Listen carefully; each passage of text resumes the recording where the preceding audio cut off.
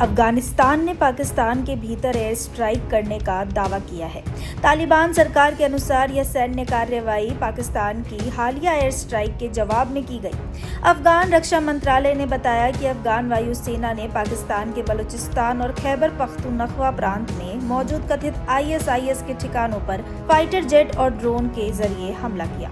अफगान रक्षा मंत्री के मुताबिक यह अभियान आधी रात को चलाया गया और इसका उद्देश्य उन आतंकी ठिकानों को निशाना बनाना था जहां से अफगानिस्तान के भीतर नागरिकों के खिलाफ हमलों और तोड़फोड़ की साजिशें रची जा रही थी। मंत्रालय का दावा है कि एयर स्ट्राइक बेहद सटीक तरीके से की गई, जिससे आतंकी ढांचे को भारी नुकसान पहुंचा। अफगानिस्तान ने दावा किया कि बलूचिस्तान के पेशिंग जिले के सरनान इलाके में स्थित ISIS के ज्वाइंटर सेंटर को इस कार्रवाई में पूरी तरह तबाह कर दिया गया।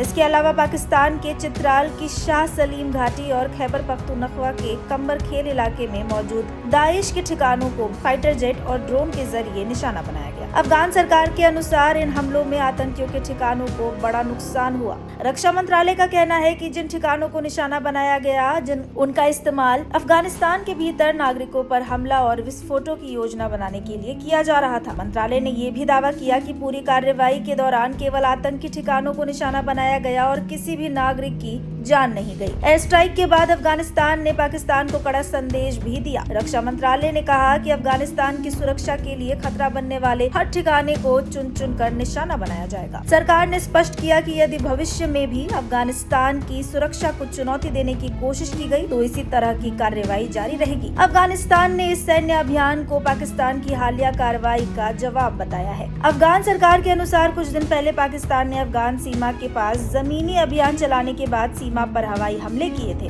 जिनमें कम से कम 35 अफगान नागरिकों की जान चली गई थी। अफगानिस्तान का कहना है कि उसी कार्रवाई के जवाब में यह एयर स्ट्राइक की गई है। इस बीच पाकिस्तान और अफगानिस्तान के बीच बढ़ते सैन्य तनाव पर रूस ने भी चिंता जताई है। मॉस्को ने दोनों देशों से तत्काल युद्ध और सैन्य टकराव रोकने की अपील की है। रूसी विदेश मंत्रालय ने कहा कि दोनों पड़ोसी देशों के बीच जारी संघर्ष का सबसे अधिक असर आम नागरिकों पर पड़ रहा है। रूस ने दोनों देशों को सलाह दी है कि वे हथियारों के बजाय कूटनीतिक बातचीत के जरिए अपने मतभेदों का समाधान निकालें। अफगानिस्तान और पाकिस्तान के बीच बढ़ता सैन्य तनाव अब क्षेत्रीय चिंता का विषय बनता जा रहा है।